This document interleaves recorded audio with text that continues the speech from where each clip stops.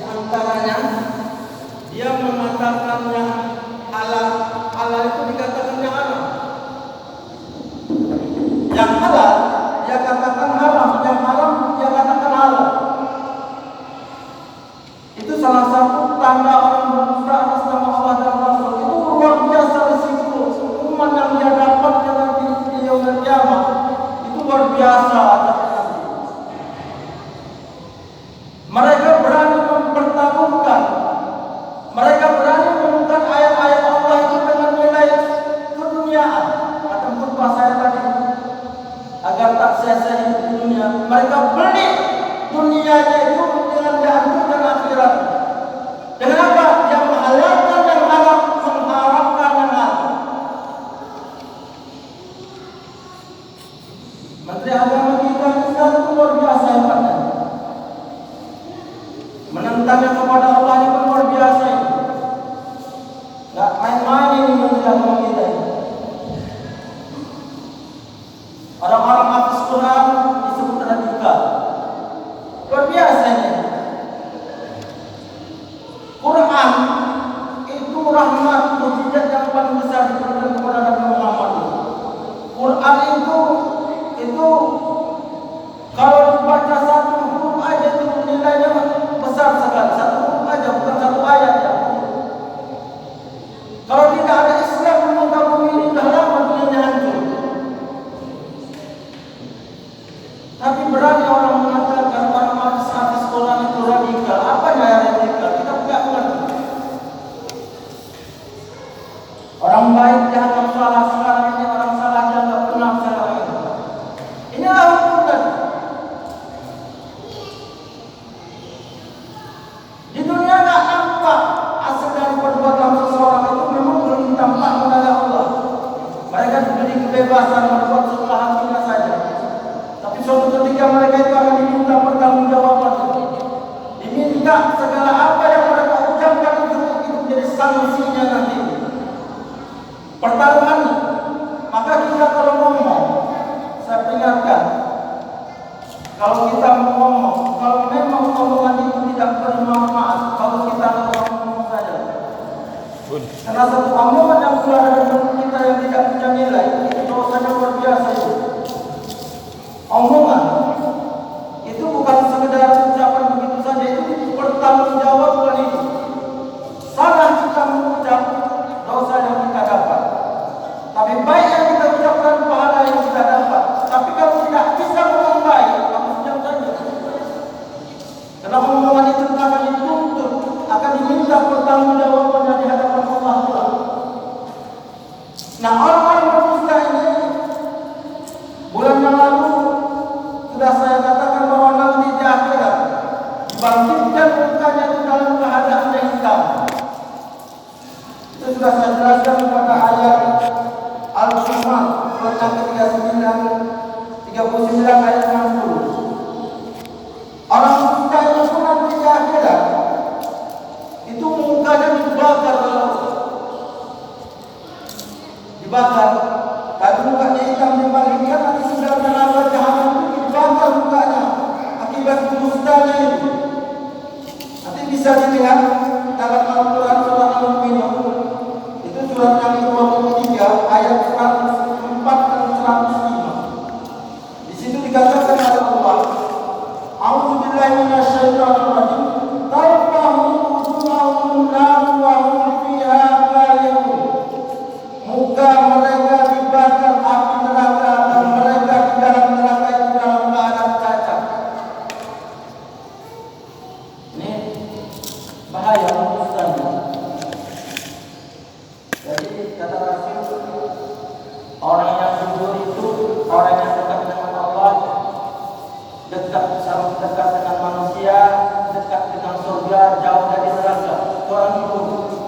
Tapi orang dusta itu kata Rasul, jauh dari Allah, jauh dari manusia, jauh dari surga, dekat dengan neraka. Itu gini saja.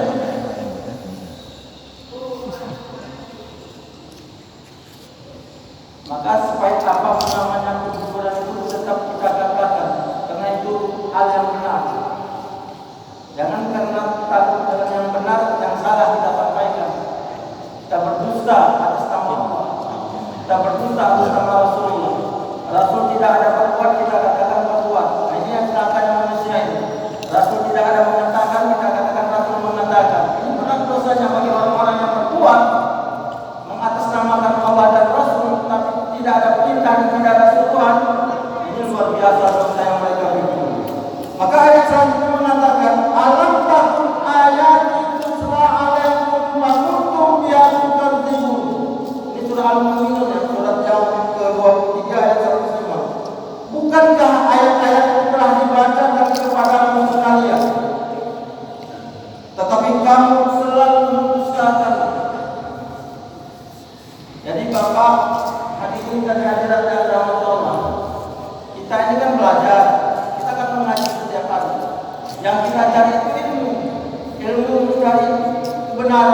diamalkan supaya selamat dunia akhirat.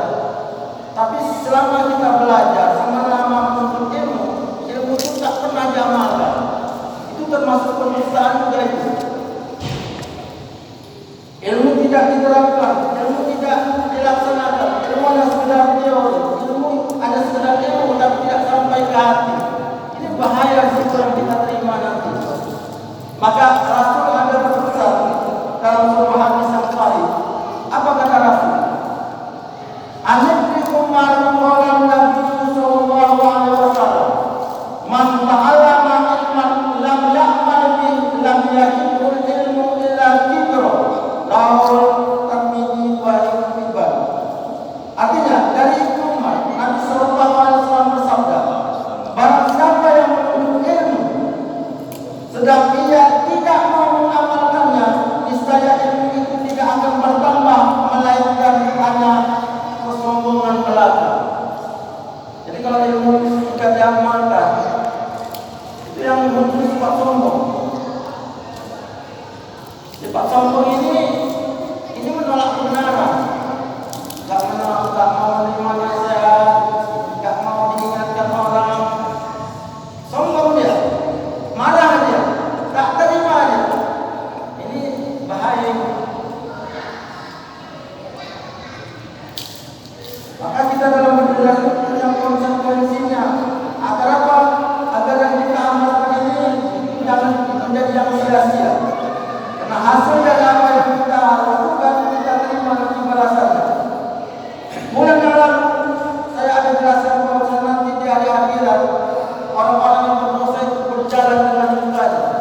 Saya tidak sampaikan hadisnya bulan yang lalu, cuma ceritanya saja. Takut nanti Bapak menyangka itu kan cerita apa dalilnya. Jadi tadi saya kutip dalilnya.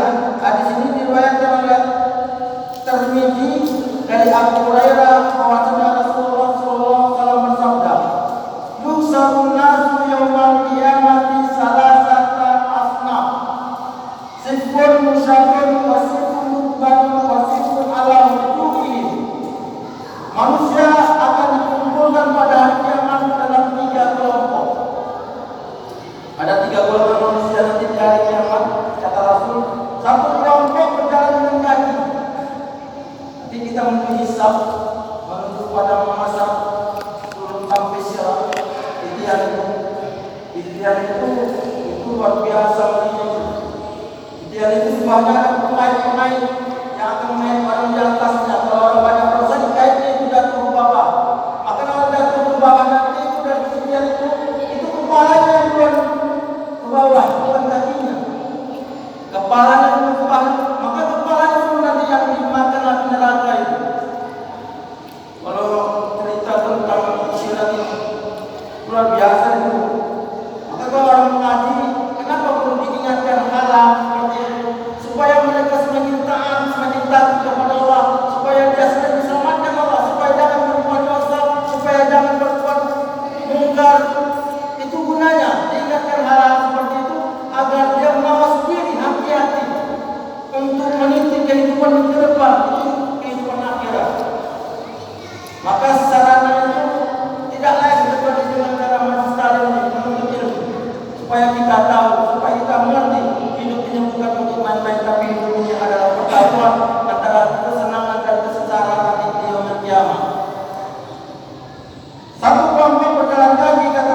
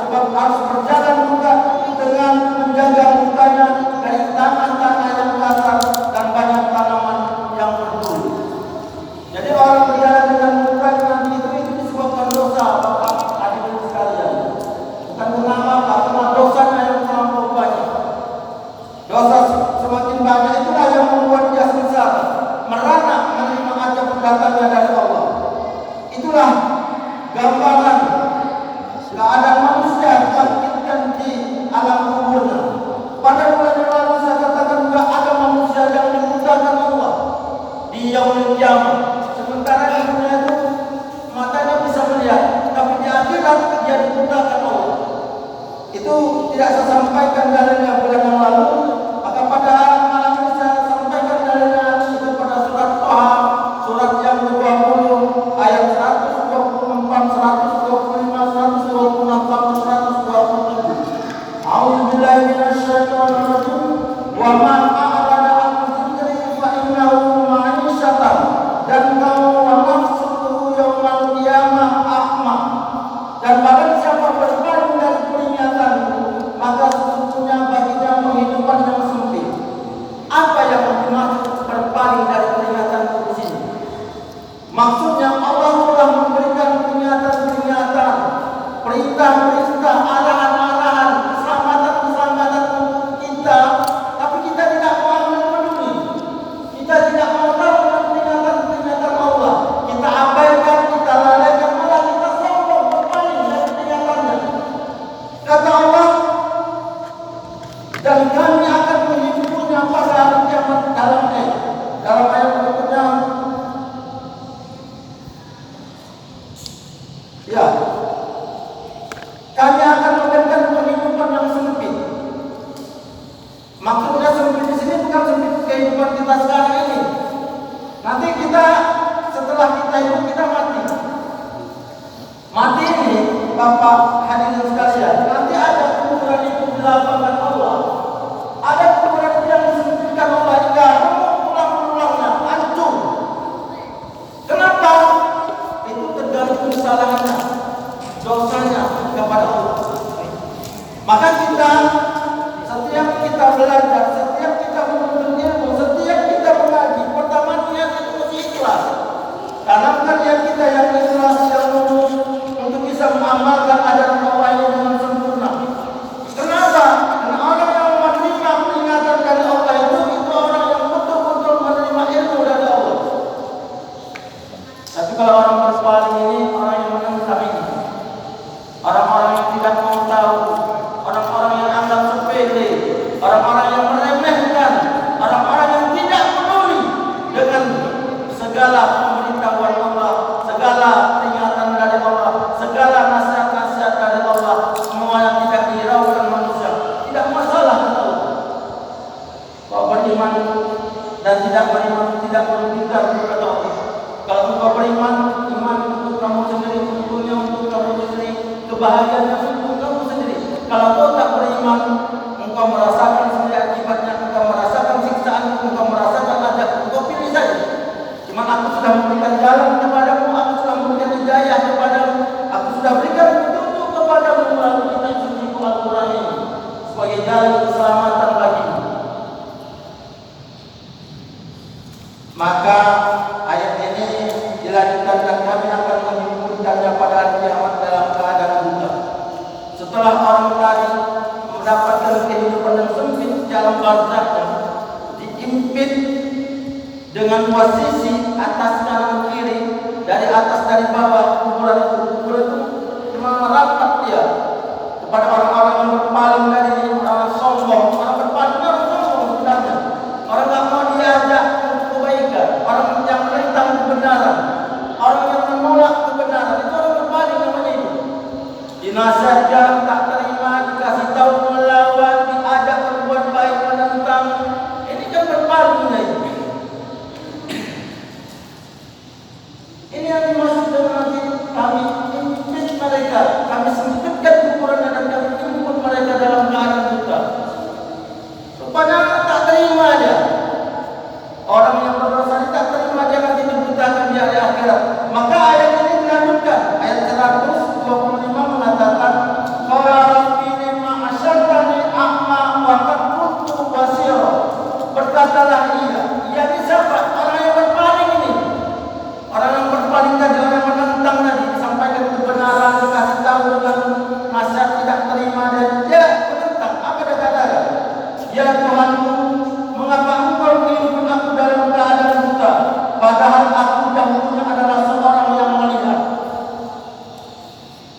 dijawab Allah lagi. Nah, inilah ayat Al-Quran ini. Tafsir guna ayat dengan ayat ya. Makanya kalau kita baca Quran dengan telaah ya, apalagi dengan perasaan khusyuk. Saya terus terang aja Pak, saya menulis ini Pak, lebih menusuk, lebih meresap di hati saya dari dibaca dengan melalui HP. Karena tulisan ini rupanya membuat ingatan kita kuat ya Pak. Tulisan itu bisa membuat ingatan kuat Pak. Yang kita lupa bisa ingat kita Pak. Memang luar biasa rahmat Allah yang betul. Ayat berikutnya mengatakan wala kadzalika atatka ayatuna fanasita wa kadzalika yauma tunsa.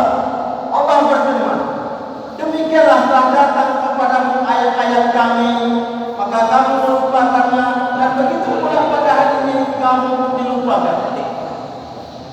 Di waktu hidup dulu Pak,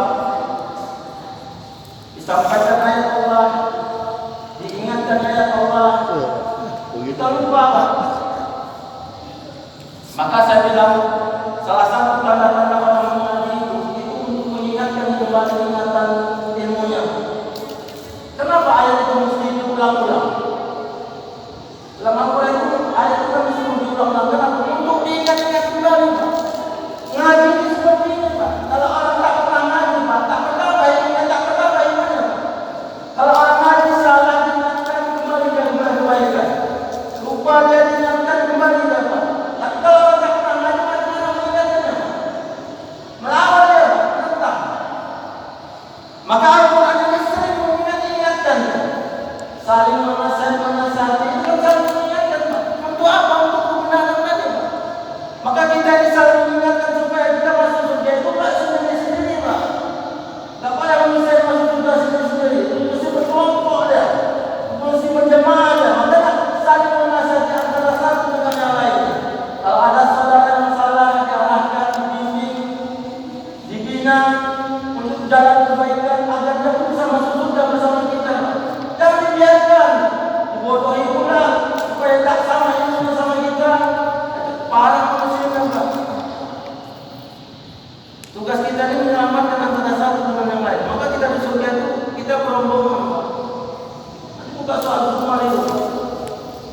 Saya dulu kita masuk surga itu bergerombolan. Itu artinya berjamaah itu bersama-sama. Itu tidak lain akibat kita apa? Ini saling mengingatkan kita. Maka ngaji ini tidak ada ruginya Pak. Dan inilah yang kita banggakan ilmu ini Pak. Tak ada yang lain. Apa yang kita banggakan? Tidak ada Pak. Cuma ilmu dan amal ini Pak. Sebagai modal kita bekali akhirat nanti Pak. Kalau tidak ada ilmu, tidak ada amal, apa yang kita ketahukan? Apa yang kita perbuat? Tidak ada.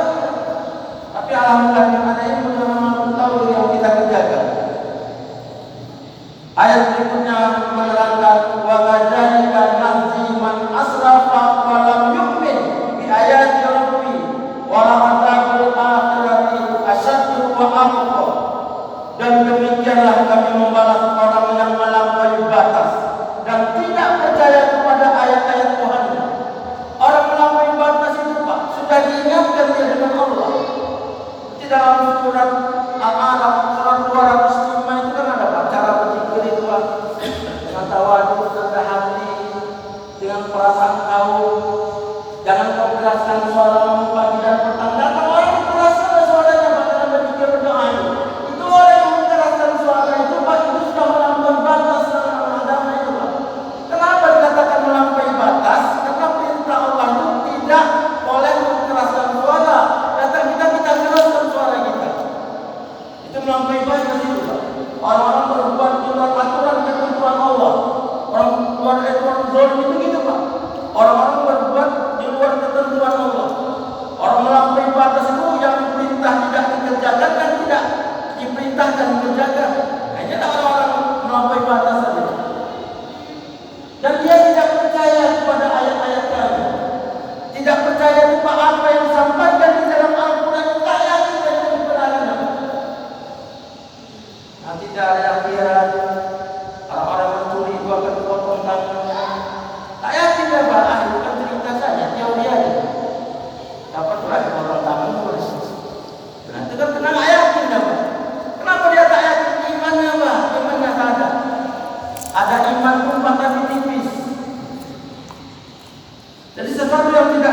keyakinan orang-orang tak percaya, tak diamalkan.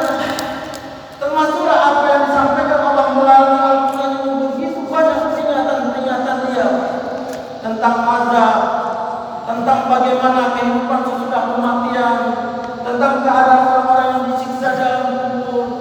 Itu kan semuanya kan peringatan Allah itu melalui ayat-ayatnya, tapi tidak didengarkan, tak diambil dia sebagai sarana amalan kita, sebagai ilmu kita agar kita jangan melakukan sesuatu yang salah. Semuanya itu kita acukan saja, Pak. Dilanjutkan oleh Allah, wa kadzalika asyaddu wa amqa, dan sesungguhnya azab di akhirat itu lebih berat dan lebih kekal. Jadi kalau orang sudah tidak mau mendengar ayat-ayat Allah, orang-orang sudah melampaui batas dalam berbuat sesuatu, apalagi dalam melaksanakan perintah, itu luar biasa azab yang mereka pikul.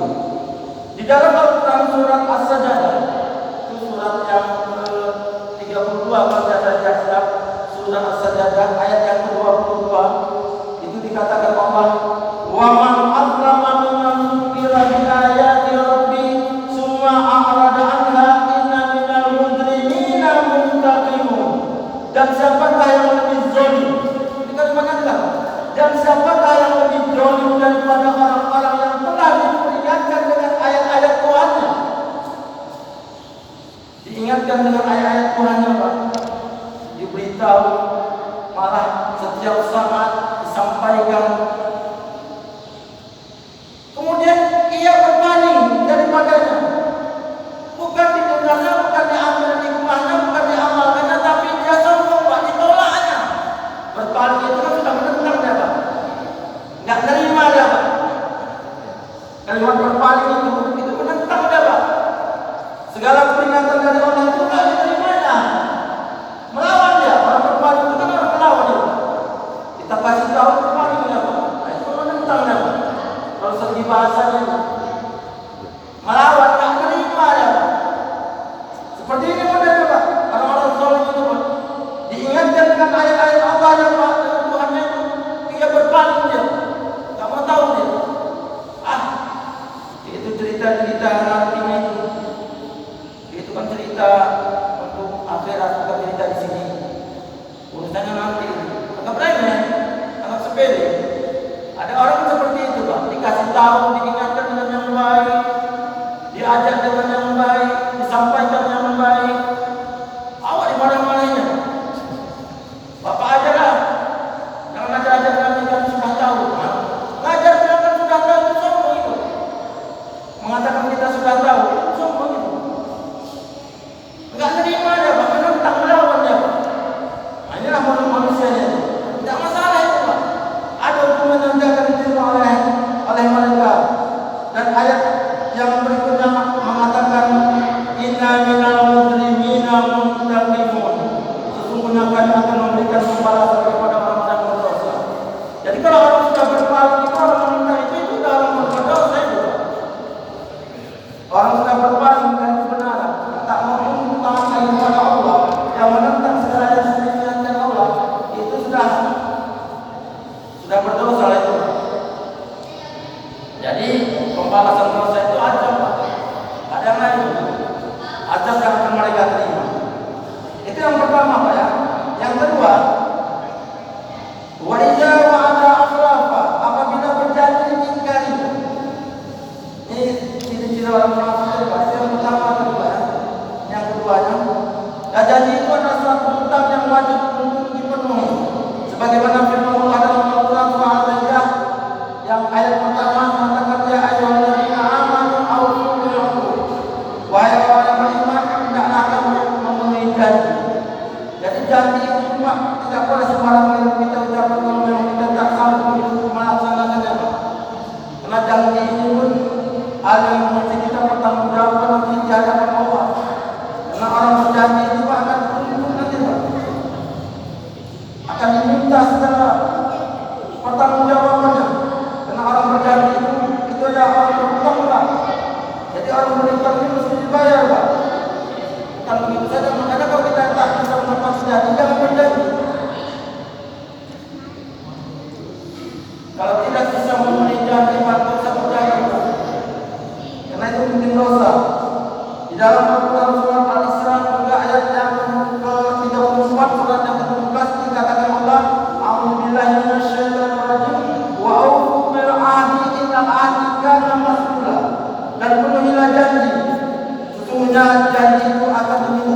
pertanggungjawaban. Jadi janji itu bukan hal yang main-main Pak ya. Jadi segala sesuatu yang berhubungan dengan janji, kalau tak sanggup dipenuhi, tidak usah lagi berjanji. Karena janji itu akan menjadi beban kita, jadi hutang kita nanti di hadapan Allah Subhanahu wa Ta'ala. Dan yang terakhir, ini orang fasik menurut sunnah ya Pak, menurut hadis nanti ada orang fasik menurut ayat Pak. Yang ketiga kata Rasul adalah wa'idah minna awana. Yang ketiga ini Pak adalah apabila dipercaya ia berkhianat. Ini amanah Pak. Amanah itu kepercayaan seorang yang memberikan kepada kita. Kalau kita tidak menjalankan amanah itu, maka amanah itu menjadi penyesalan yang luar biasa nanti di hadapan Allah. Sekarang ini Pak, terutama di negeri kita ini Pak, banyak amanah-amanah rakyat itu semua dilanggar. Maka negeri ini tak lepas dari ancaman dari bala dan bencana. Karena amanah-amanah itu tak berjalan sesuai dengan ketentuan Allah. Amanah pemimpin kepada rakyat itu mensejahterakan rakyatnya Pak. Bagaimana rakyat sejahtera hidup di bawah kepemimpinan negara? Satu amanah itu. Bukan rakyat itu secara merana, apalagi rakyat itu tertekan hidupnya Pak. Ini luar biasa Pak. Bagi pemimpin-pemimpin yang menjolimi rakyatnya, ketika menjalankan amanahnya, ini menjadi penyesalan.